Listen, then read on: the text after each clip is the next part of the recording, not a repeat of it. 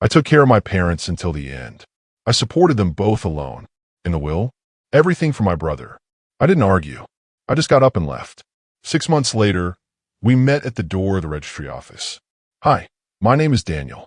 Subscribe to our channel and watch until the end, because this story doesn't end the way you imagine. I never expected to be the one who stayed behind. It just happened. One day, I was visiting on weekends. The next, I was organizing their medications, managing the bills, figuring out how to make one retirement check stretch into 3 meals and heat in the winter. There was no announcement, no conversation. Just a slow, quiet slide into responsibility. And once you're in it, you forget how to step out. My parents weren't cruel. They were just tired. Tired of aging, of pain, of memories that no longer brought warmth, only weight. And I was the one who filled in the blanks. When my father's arthritis made it hard to button his shirt, I helped him dress.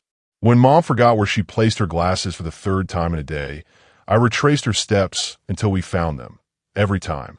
My life slowly melted into theirs, and no one really noticed. My brother, on the other hand, had always been the shining star. He moved to New York, built a big life, married someone who smiled wide, but never once called to check on our parents. He sent birthday cards, sometimes flowers, and once, during Thanksgiving, he posted an old photo of them with a caption that read, "Grateful for family." People loved it. They commented with heart emojis, and "What a good son." I was the one who cleaned up after Mom's accident in the hallway that week. I didn't post about it. I just did what needed to be done. Sometimes, I'd sit in the quiet of the house after they'd both gone to bed and wonder if I'd made a mistake. Maybe I should have left too, built something for myself. But then I'd hear Mom's faint voice calling from the bedroom, asking for water or a little help sitting up, and I'd remember why I stayed. Because love doesn't always come with applause or thank you speeches. Sometimes it's folding laundry at midnight. Sometimes it's pretending not to notice the disappointment in their eyes when they realize you're not your brother. I used to think they didn't see me, that my efforts were invisible. But that wasn't entirely true. My father, in his more lucid moments, would reach for my hand and hold it for a long time without saying a word. And my mother, she'd pat my cheek, her eyes cloudy but still full of something tender, and whisper, "You've got such a good heart." And that held me together longer than it should have.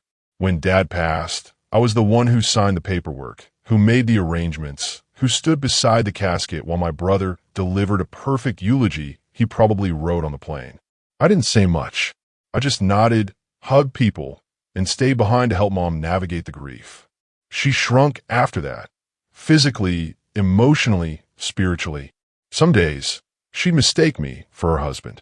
Other days, she'd ask when my brother was coming to visit, as if she didn't realize he'd already flown home hours after the burial. And still, I stayed. I sold my car to help cover the hospital bills when Mom got pneumonia. I took freelance gigs I could manage from home just to keep the lights on.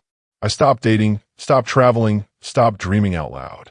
Every now and then, I'd get a text from my brother, "Hang in there. Let me know if you need anything." I never replied. When Mom passed 6 months later, it was quiet. She went in her sleep, holding a photo of Dad she kept under her pillow. I was alone in the room, sitting beside her, reading a book I'd already read 3 times. I closed it gently when her breathing stopped. I didn't cry right away. I just sat there, listening to the silence she left behind. And I think that was the moment I realized something had shifted in me. I wasn't angry. I wasn't broken. I was just done. A week later, my brother arrived for the will reading like it was a formality. He hugged me tightly, asked how I was holding up, told me I looked tired. I nodded. The lawyer opened the envelope, cleared his throat, and began reading. I knew the moment his voice changed. There was no mention of me. Not one line. Not one object. The house, the savings, even the old family photo albums. Everything had been left to my brother. All of it. I didn't argue. I didn't even blink. I just stood up, thanked the lawyer, and walked out. My brother followed me to the parking lot, asking if I was okay, offering to split things if I wanted. I told him not to worry. That I was fine, and I meant it, because in that moment, something inside me settled. I had carried the weight of 2 lives for years, and now I was free. But freedom doesn't mean forgetting. It doesn't mean forgiving blindly, either. I went home that night, poured a glass of water, and opened the drawer where I'd kept every receipt, every medical record, every signed check with my name on it. Every document proving the care I'd given, the bills I'd paid, the time I'd traded for their comfort. I didn't know what I'd do with it yet, but I knew I wasn't going to throw it away. Because sometimes silence isn't surrender. It's preparation. It always started with an apology. I wish I could be there, but work's insane right now. Traffic was brutal. The kids have a soccer game. And for a long time, I believed him. I made space for his absence, as if it were some natural part of our dynamic. He was the one chasing life. I was the one holding the net for everything he let drop. But over time, the excuses stopped sounding like truth. They started sounding like habits. The first year, I'd send him updates. I'd text him pictures of dad smiling during a good day, or of mom holding a birthday cake we made together. He'd respond with thumbs ups or heart emojis. Sometimes I miss you guys. I try not to notice how those replies became less frequent. Eventually, I stopped sending them. It was easier than waiting for a response that never came. When dad's mobility declined, I bought a secondhand wheelchair and rearranged the house so he could move around without needing help every 2 minutes. I researched home care, tried to set up appointments, but they were expensive and my brother said we didn't have the budget. That confused me because I wasn't spending any of his money. He hadn't sent $1, not for medications, not for groceries, not even for the utilities. Still, every time we spoke, he asked about our parents, as if he had just left the room instead of disappearing for 3 months. There was one night I remember vividly. Mom had been coughing for hours, her breathing shallow, rattling. I was on hold with the hospital, trying to get through to a nurse, while Dad kept calling for water. I had a thermometer in one hand, a glass in the other, and a growing ache in my back that felt like it had been there for months. My phone buzzed. It was a text from my brother. "You get over there?" Just that. 4 words. I stared at the screen for a while. I didn't answer. That was the moment I realized he didn't want the truth. He wanted to feel like he had checked in, like he had done his part, as if a message every now and then could balance the scales. But the truth is, he never carried any of it. Not the 3 a.m. wake-ups. Not the bruises on my arms from lifting Dad when he collapsed. Not the slow, aching grief of watching the people who raise you become smaller, quieter, more confused by the day. He didn't sit through Mom's confused stories or Dad's frustration when he couldn't remember how to hold a fork. That weight was mine. All of it. At some point, people around us stopped asking about him. Neighbors would wave to me and say, "You're doing a great job, son." Nurses began calling me the primary contact. The bank addressed letters to me when bills were late. It was like the world saw what he refused to. I had become the center of their care, the invisible thread holding everything together. And yet, whenever he showed up, they'd smile and say, "So good to see you. Your parents talk about you all the time." I'd just nod. I didn't want to embarrass them. What broke me wasn't his absence, it was the performance. The way he arrived for birthdays with gifts he didn't wrap, took selfies with Mom, then posted them online like some kind of hero. People called him devoted. I'd be in the background of those photos, holding a tray of tea or adjusting Dad's blanket. No one tagged me. I wasn't part of the story he was telling. I wasn't convenient. And still, I didn't confront him. What would be the point? He'd just explain it away. "You know how things are," he'd say. "You're stronger than me, man. I couldn't handle all this."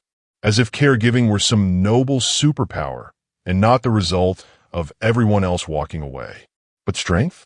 No, it wasn't strength. It was necessity. Someone had to stay. And I had already learned what happened when you expect someone else to show up. They don't. I think what hurt most was knowing my parents didn't fully grasp it either. They loved him. Always had. There was something in the way they lit up when he called, even if it had been weeks. I never got that glow. With me, it was more of a quiet reliance. A nod, a thank you, a squeeze of the hand. They expected me to be there, and I was. But expectations don't feel the same as affection. They feel heavier. There was a day, near the end, when Dad looked at me and asked, "Have you seen your brother?" I said no, not in a while. He sighed and said, "He's got a lot on his plate, you know." I wanted to say, "So do I," but I didn't. I just nodded, because even when the truth is heavy, Sometimes silence is easier to carry. When Mom passed, I called him. I thought, maybe this time he'd come early. Maybe he'd help with the funeral plans. Maybe he'd sit beside me as we packed up her things. But he arrived late the night before the service, stayed in a hotel, and left before lunch the next day. At the reception, someone told him, "Your mom would be proud of the man you've become." He smiled and thanked them. I stepped outside for air. After that, I stopped reaching out. No texts, no updates. I needed the space. I needed to remember who I was without him orbiting the edges of my life, popping in to soak up moments he hadn't earned. I bury my parents, one after the other, and then I bury my expectations. And something strange happened in that space. Peace. Not joy, not relief, but peace. The kind that comes when you stop begging people to be what they never were. The weight I carried didn't vanish. It settled, like dust in a house no one visits anymore. Quiet. Still, I didn't resent him anymore. But I never forgot, and I never intended to get even. But then something came across my desk. A paper, a signature, and suddenly, the story wasn't over. It started with a voicemail from the family lawyer. His voice was polite, measured, the kind of tone people use when they know they're about to say something that might sting. He said the will had been finalized a few months before Mom passed, and that both my brother and I were listed as beneficiaries. "We'd like to schedule a reading," he said. "Next Friday, if that works." I stared at the wall for a while after that, wondering what kind of story had been written behind my back, what version of the truth had made it onto paper. My brother suggested we meet for lunch before the appointment. "Just to catch up," he said, as if the last few years had been a minor misunderstanding, as if we were still brothers in the way we used to be, when life was simpler and love didn't need to be questioned. I said yes, not because I wanted to talk, but because I needed to see his face. I needed to know if he would look me in the eye. We met at a quiet little place our parents used to love. One of those old diners with cracked leather booths and faded photos on the walls. He showed up in a pressed shirt, expensive watch, smelling like he had somewhere better to be. He hugged me like he meant it, then sat down and started talking about work, his kids, a vacation they were planning. He asked me how I was doing, and I told him I was fine. It wasn't true, but it was easier than saying everything. He didn't mention the will. Neither did I. When the food came, he raised his glass and said, "To Mom and Dad. They really loved you, you know." I just nodded. I'd heard that before, from people who had no idea what love looked like in practice, from people who mistook duty for devotion, as if the two could be swapped out like spare change. I think part of me wanted him to bring it up to say, "Hey, listen, I know this part might hurt. I know what they put in writing might not reflect what you gave." But that moment never came. He paid the bill with a flourish, said, "Let's make this a habit," and walked me to my car. The next day, we met at the lawyer's office. It was a modest space, dim lighting, old carpet, and a faint scent of coffee that had been brewed too early and left too long. The lawyer greeted us with that same neutral warmth, as if he were officiating a ceremony no one really wanted to attend. He asked us to sit, unfolded a paper from a manila envelope, cleared his throat, and began. There's something surreal about hearing your parents' final decisions spoken aloud like a grocery list. The house, the savings, the insurance, the antique furniture, the car, the photo albums, the heirlooms. All of it, every single thing, had been left to my brother. Every line began with his name. Mine didn't appear once. I didn't react. I sat perfectly still, watching the words float through the air like smoke from a fire. I didn't start, but somehow had a watch burn. My brother glanced at me once, his expression unreadable. Maybe he was surprised. Maybe he wasn't.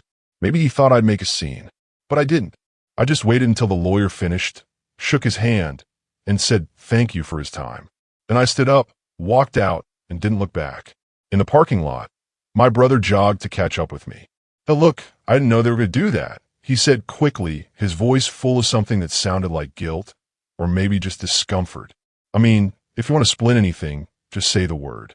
We can talk. I don't want you to feel." I stopped walking, turned to him, and said calmly, "You don't need to worry about me." He blinked, taken aback. "I'm just saying, if you need help, or if you want part of the house, we can work something out." But I didn't want part of the house.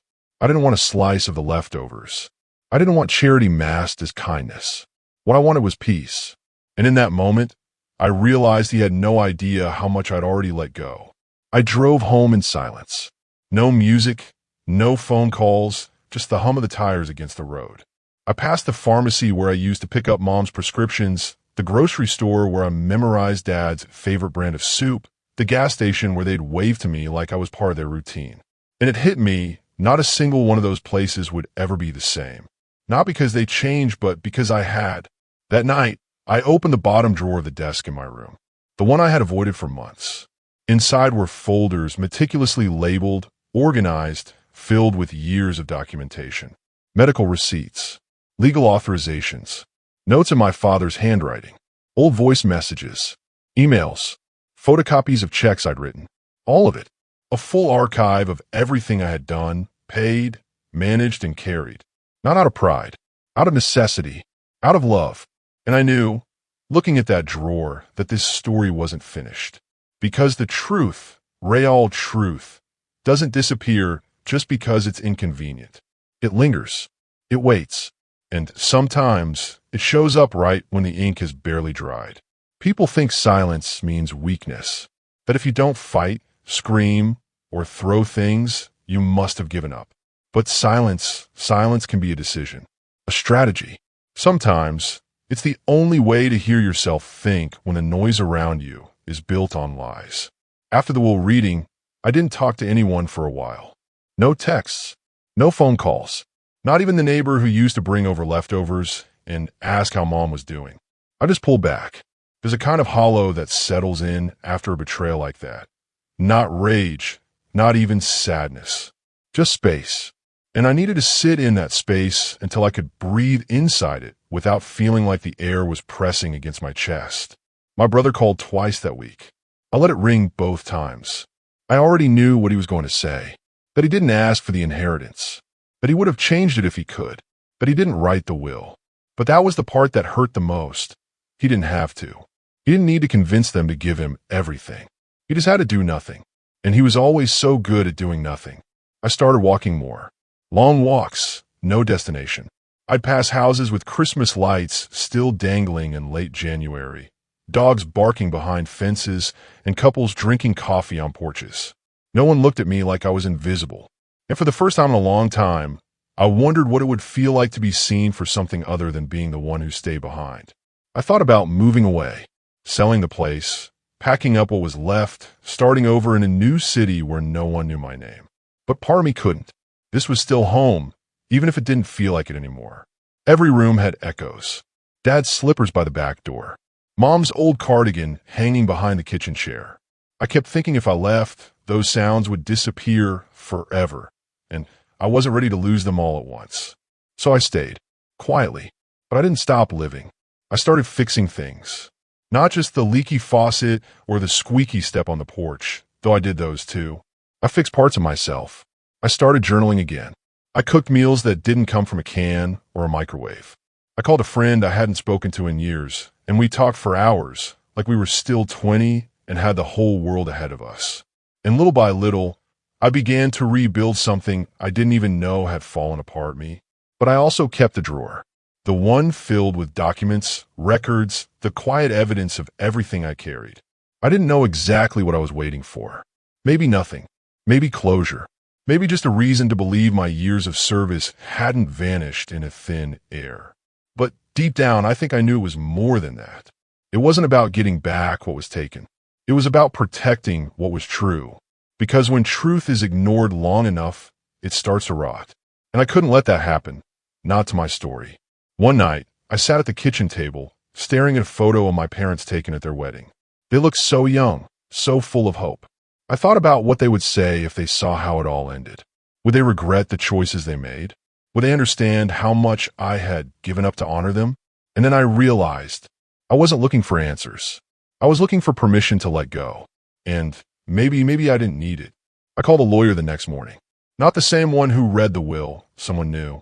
Someone neutral. I didn't explain everything over the phone. I just said, I need someone to look over a file for me. I think something was mishandled. He asked for the basics. I gave him my name, the dates, and a time to meet. He didn't sound surprised, just calm, like maybe he had heard this kind of story before. At the meeting, I handed him the folder. He opened it slowly, flipped through the pages, paused more than once. "You kept all this?" he asked, more impressed than curious. I nodded. Every invoice, every note, every appointment. I didn't plan to. I just did. He set the file down and leaned back in his chair. "This isn't nothing," he said. "There are some serious inconsistencies here, especially considering your role in their care." I waited, not saying a word. I didn't want hope, not yet. I just wanted the facts. We spent the next hour going through everything. Dates, signatures, bank records, consent forms, things that didn't line up, details that raised questions. And at the end of it, he looked at me and said, "If you want to pursue this, you have a case." I didn't answer right away. I needed to think, not just about the legal side, but about what it would cost me emotionally. Was I ready to reopen the wound, just to prove I had been bleeding? But then I remember my brother's face at that lunch. The ease, the comfort, the way he toasted our parents like he'd been part of their last chapter, when really, he was barely even on the page. And suddenly, I knew this wasn't about revenge. This was about truth, about setting the record straight, even if no one clapped, even if no one cared. Because silence isn't surrender. Sometimes it's just the calm before something louder. The shoebox wasn't even mine originally. It was Dad's. He used to keep old receipts in it, things from the hardware store, car maintenance, even notes about who borrowed what from him and never paid back. After he passed, I kept it mostly out of habit. It sat in the back of the closet, untouched for months, until the day I opened it again with a different purpose in mind. It's strange what we hold on to without realizing it. Appointment cards, discharge summaries, handwritten instructions from nurses, grocery lists with notes like low-sodium soup for Mom or no dairy for Dad. There were little scribbles from him too, "Thank you, son," written on sticky notes he used to leave by the coffee maker when he was still himself. None of it seemed important at the time, just scraps. But now, in the context of what had been erased from that will, it all started to look like something more. Like proof. I laid everything out on the dining room table. Documents that spanned years, overlapping like layers of a life no one else had watched close enough to understand. There were canceled checks with my name, signed letters granting me medical decision-making power, receipts from the pharmacy that matched exactly the dates Mom had been admitted. Even messages from my brother saying he couldn't make it to appointments, which now, under a different light, looked like a pattern rather than random absences. The lawyer, Daniel was his name, sat across from me, sorting through it all with the patience of someone who had seen messier stories than mine. He didn't rush me. He didn't jump to conclusions. He just kept reading, making quiet notes, occasionally asking, "And this one, who's signed here?" I'd lean over and point. "That's me." Again and again, it was me. Eventually, we reached the most important document, the revised will. It had been signed just a few months before Mom's death. The lawyer read it line by line, comparing it to the one Dad had filed years earlier when he was still healthy. The original version had mentioned both sons. Equal division. Clear, fair. This new one, all assets to my brother. Not a single mention of me. Not even a thank you. It was like I'd been erased from their lives in ink. But here's the part no one expected. I had something my brother didn't: timelines and witnesses. See, I remember the day Mom supposedly signed that new will. Because that morning, she had a doctor's appointment I took her to, and later that evening, she was confused. She had forgotten we'd even left the house. I'd written it in my journal that night, frustrated and scared. I even called the clinic the next day to ask about her cognitive state. They'd sent a report a week later recommending neurological testing for signs of early dementia. That report was dated exactly 3 days before she signed the will. Daniel read that page twice. Then again, slowly, he looked up at me and said, "This could be key. If she was already showing signs of cognitive decline, and there's proof of that from a medical professional, it calls into question whether she was even competent to sign the revised will." And just like that, something shifted.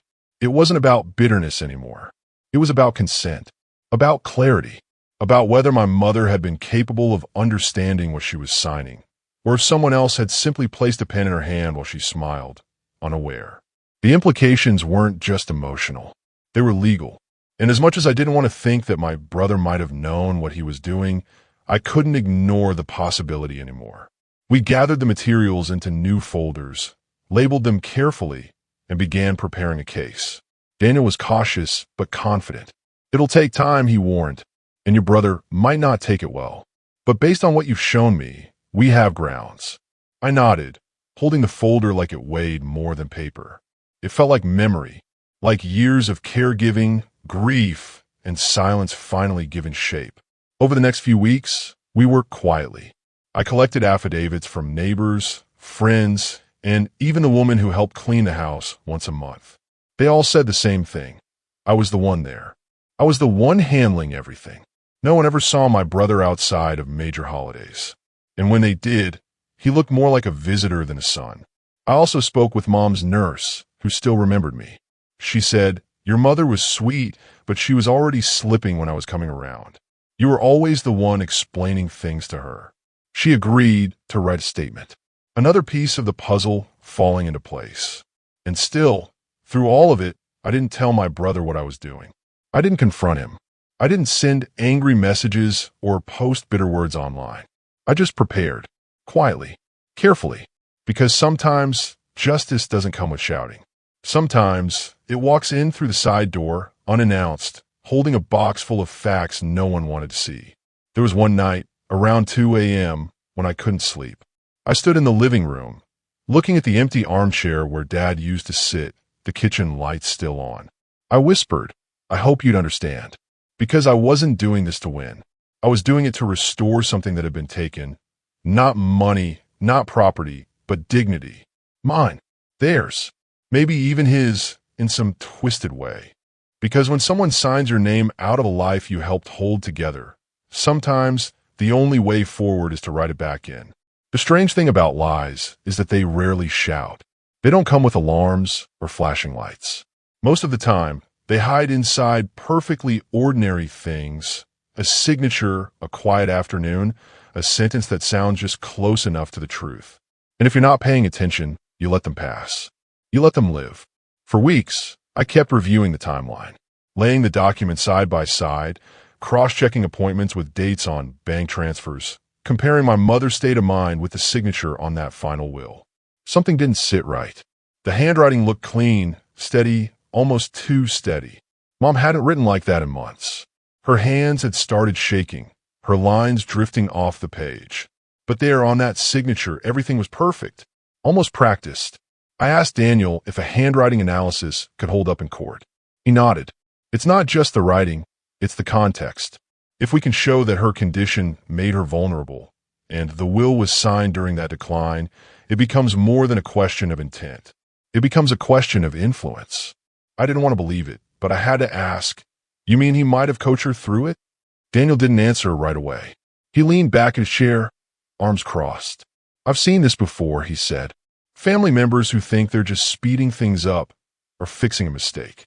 But once you involve someone whose mind is fading, it stops being a correction. It becomes manipulation." That word stuck with me. Manipulation. It sounded cold, calculated, and maybe that's what made it feel so real. Because my brother, for all his charm and disarming smiles, had always been good at getting what he wanted without ever asking directly. He didn't need a push. He just waited for the right moment to suggest something, to plan an idea, to let someone else believe it was theirs. I remember the last time he visited before Mom passed. He brought her flowers, sat beside her for 20 minutes, holding her hand, telling her how proud he was of her. He made her laugh. She kept calling him by Dad's name, and he didn't correct her. I was in the kitchen making tea when I heard him say, "You always wanted me to take care of things, didn't you?" And she smiled. I don't think she even understood what he meant, but he did. We found a video from that day. My niece had posted it online, one of those short clips meant for family updates. In it, Mom was smiling, but her words were jumbled, drifting between memories that didn't belong together. She called the year wrong, mistook my brother's wife for someone else. It was harmless at first glance, sweet even, but to us, it was time-stamped evidence of confusion. The video had been posted just 48 hours before the will was signed. Daniel added it to the file. We also found emails, back and forth messages between my brother and the original family lawyer, the one who read the will. Some were routine, but one stood out. It had been sent a week before the new will was drafted. My brother had asked if it was too late to update the estate planning and whether it could be done quickly due to health decline. The language was vague, careful, but it told us what we needed. He had initiated the change. He was the one who moved the pieces. That night, I sat in the living room staring at that email, thinking about the way trust dies. Not suddenly, not loudly, but inch by inch. And once it's gone, you can't unsee what was done in its absence. I wasn't angry, not in the way people expect. There was no desire to scream, no fantasy of confrontation, just a steady ache, the kind that makes you look back at your memories and wonder which ones were real. I kept thinking about the nights I sat beside Mom, helping her brush her hair, the way she'd thank me every time like it was the first time, the way she'd forget, then remember, then forget again. I kept wondering if, in some corner of her heart, she knew what was happening, if she suspected the quiet betrayal happening just beyond her reach. We filed the challenge officially the following week. Daniel was methodical, precise. He handled the paperwork like someone preparing for a long war, calm, but thorough. The legal terms felt heavy, but the heart of it was simple. The will was invalid. Signed under diminished capacity, drafted under pressure, and structured in a way that raised every red flag. My brother was serving notice within days. He called me once, twice. I didn't pick up. He sent a message. We should talk before this gets out of hand. But I didn't answer that either, because the truth was it was never getting out of hand. It had been out of hand from the moment he handed her that pen. Still, I couldn't shake the guilt. Not because I was wrong, but because part of me hated that it had come to this. That family had turned into legal claims and formal objections. That what should have been a shared grief had morphed into a hidden war. But grief doesn't always bring people together. Sometimes it peels everything back and shows you what was always underneath. And underneath there was a lie, neatly written, perfectly timed, signed in ink that didn't belong to her hand or her heart. But now it was mine to expose. When the envelope arrived, I knew exactly what it was. Heavy paper, clean font, the kind of envelope that makes people nervous before they even open it. It wasn't a letter of reconciliation. It wasn't an apology. It was a formal notice. The next phase, a summons for a hearing at the courthouse, date and time already stamped in ink. I sat with it in my hands for a while before placing it on the table. I didn't feel fear. I felt ready. Daniel said the next step would be quiet, procedural. That didn't bother me. I didn't want drama. I wanted clarity. What I didn't expect was the weight of the silence that followed. My brother didn't call. He didn't write. For someone so eager to talk before the filing, he vanished the moment it became real. I wondered if he thought I'd back down once it reached this point, that I was bluffing, that I didn't have the stomach to follow through. But silence, as I've learned, isn't retreat. Sometimes it's the sound of resolve sharpening. The hearing wasn't public. Just a few people in a quiet room.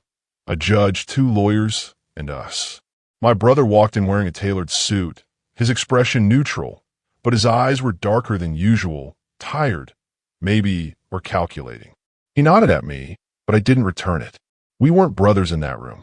We were 2 stories facing each other, waiting to be believed. Daniel opened with the facts. Calm, measured, undeniable. He laid out the documents in order, explained the inconsistencies, showed the medical timeline, the video, the email, the nurse's affidavit.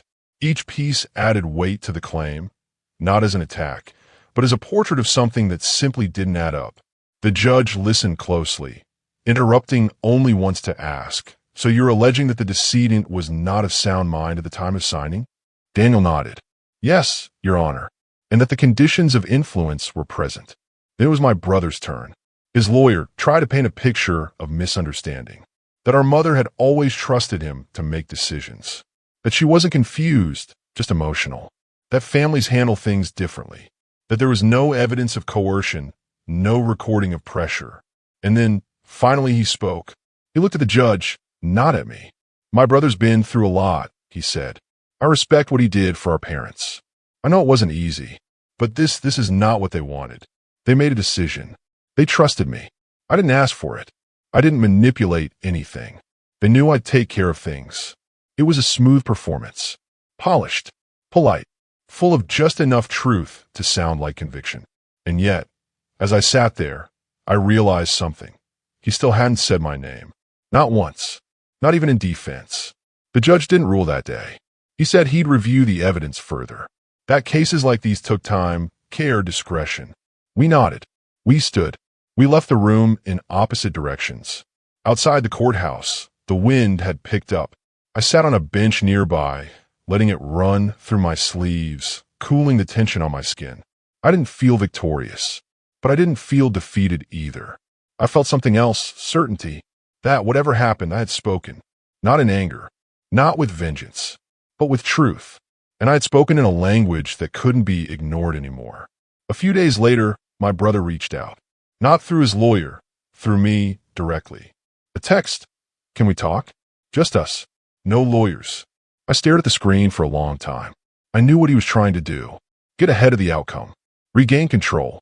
Wrap the mess in a private conversation where the past could be softened by sentimentality. But this wasn't one of our old arguments that could be patched up with shared memories or hollow hugs. This was different. I didn't respond right away. I let the message sit there, unread. Then, I sent a single reply. I'll see you at the final hearing. Because there are moments when grace means giving someone a second chance. And then there are moments when grace means walking into the room anyway and bringing the truth with you. The official court date was set for 3 weeks later. During that time, Daniel and I kept reviewing the material, refining the narrative, ensuring everything was clear, unshakable. He said we had a strong case, but more than that, we had something rare, consistency. My story didn't waver. The timeline never buckled. The documents reinforced each other. We had built something solid. And I realized, so had I, in myself. Because this wasn't just about property. It wasn't about what had been taken. It was about who I had become through all of it. Someone who didn't need to shout to be heard. Someone who didn't need to win to stand tall. Someone who finally stopped waiting for validation from the people who couldn't give it, and chose to validate himself instead. As the hearing date approached, I packed the folder one last time. All the pages carefully ordered, marked, reviewed. And for the first time since this started, I slept through the night. Not because I knew how it would end, but because I finally knew I hadn't let it go quietly. I didn't walk away, and I didn't let them write me out. The courtroom was colder than I remembered, not just from the air conditioning, but from the silence.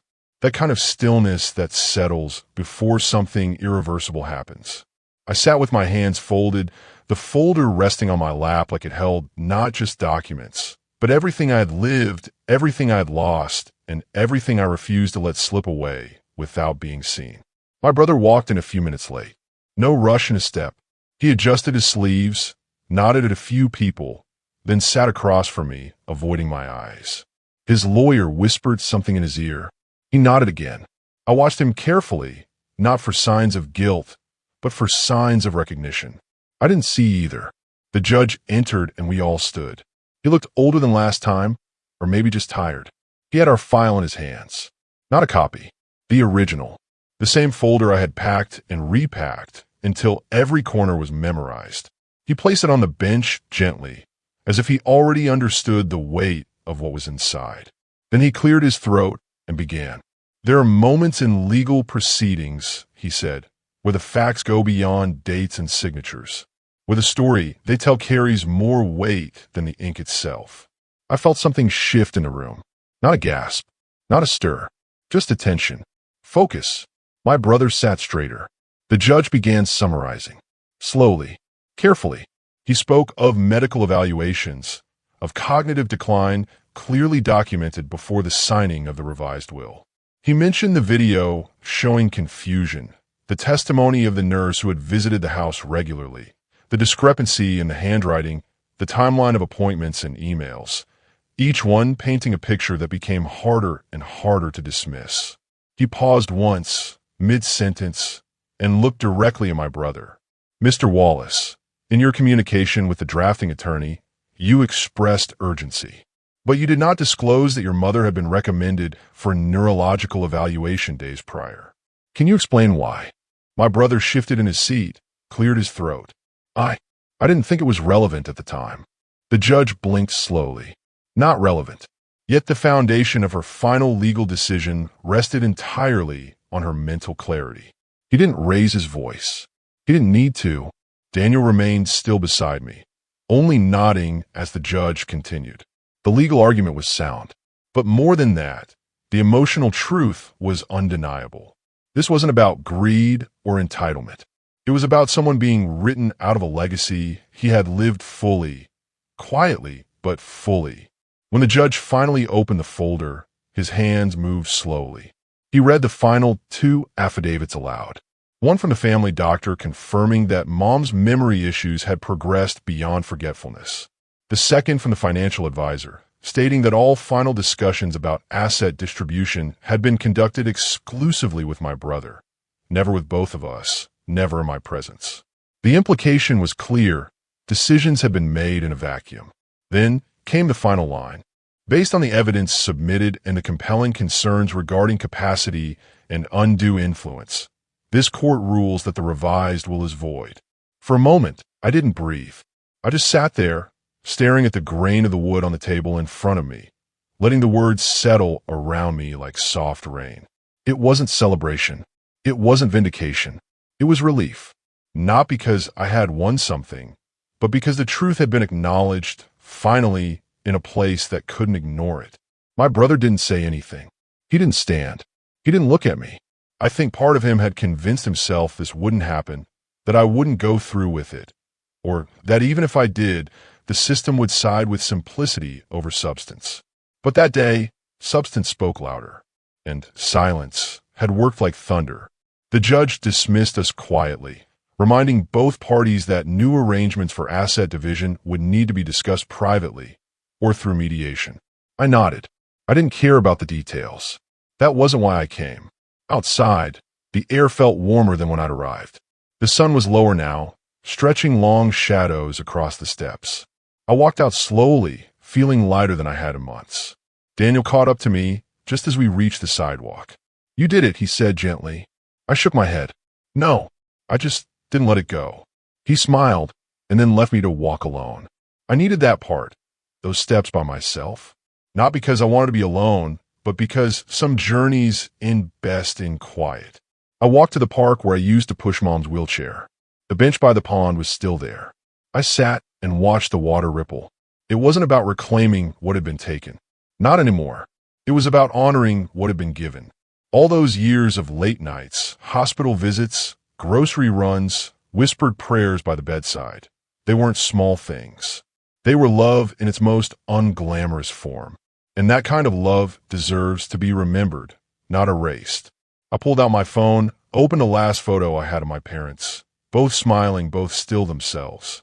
I whispered, I kept my promise. Because in the end, that's what it was. Not revenge, not payback. A promise to the people who raised me that I would not let their story be rewritten by someone who didn't live it. And to myself, that I was never invisible. After the ruling, there were formalities to complete, documents to update, assets to transfer, signatures to collect. My brother didn't contest the decision again. Not in court, not in writing. Maybe he understood the fight had moved beyond paperwork. Or maybe he just wanted it to be over. Either way, I didn't hear from him after that. Not a message, not a call. And truthfully, I didn't expect one. Daniel offered to help with the division of assets, but I told him I'd take care of it myself. I didn't want more meetings, more folders, more conversations about numbers and property lines.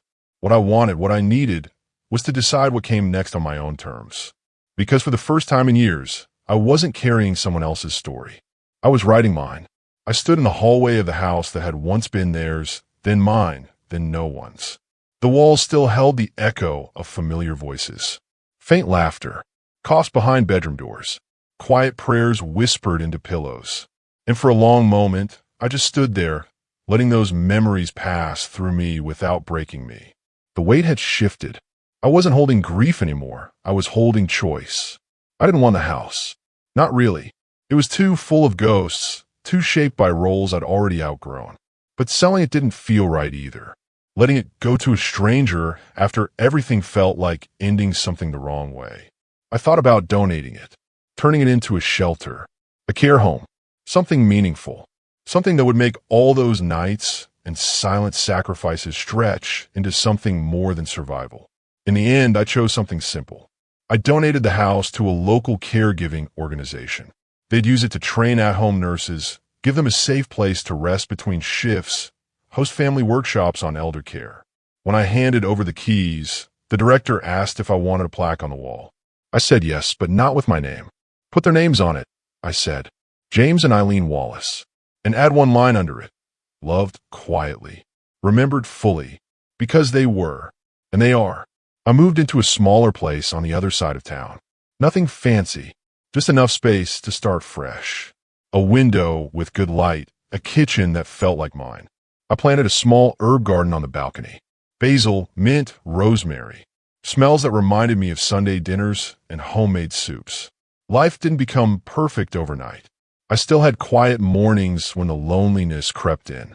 Still caught myself reaching for the phone to call people who were no longer here. But slowly, the silence started to feel less like a wound and more like peace. One afternoon, a neighbor knocked on my door. She was young, probably in her early 30s, holding her toddler on one hip and a bag of groceries in the other. Her husband was running late from work, and the kid was crying, and she just needed 5 minutes to bring things upstairs. I said, of course, held the baby while she rushed up the stairs. The child stopped crying in my arms, his small fingers gripping the edge of my shirt like I was a lighthouse. And I realized then, healing doesn't always come from grand gestures. Sometimes it shows up quietly, through an open door, through the warmth of a small hand, through the act of being useful again in a world that had once passed you by. I started volunteering at the care center that now operated out of my old home. I didn't mention who I was.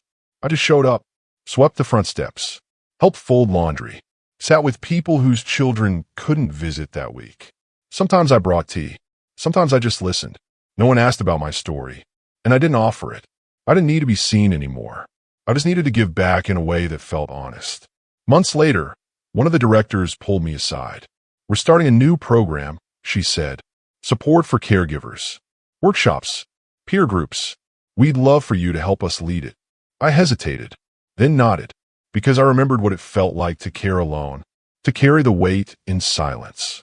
And if I could be a voice in that room, maybe someone else wouldn't have to walk the same road without knowing they weren't the only one on it. On the anniversary of my mother's passing, I walked past the room where her bed used to be. It had been turned into a sitting area, bright and full of plants. A new volunteer was reading aloud to a group of elderly women. One of them had her eyes closed, smiling faintly as if the story had taken her somewhere better. I stood in the doorway for a moment, unnoticed, and I thought, this is what legacy really looks like. Not titles, not money, but memory repurposed into something living. As I left, I ran my hand along the wall where her photo now hung. She was smiling, younger, stronger, before the decline, before the forgetting. I whispered, I didn't let them erase us. Because in the end, that's what this was about. I didn't need the house. I didn't need the inheritance. I didn't even need his apology. What I needed was to know that the years I spent loving them, caring for them, holding the pieces together when they couldn't, had not disappeared without a trace. And now, they hadn't.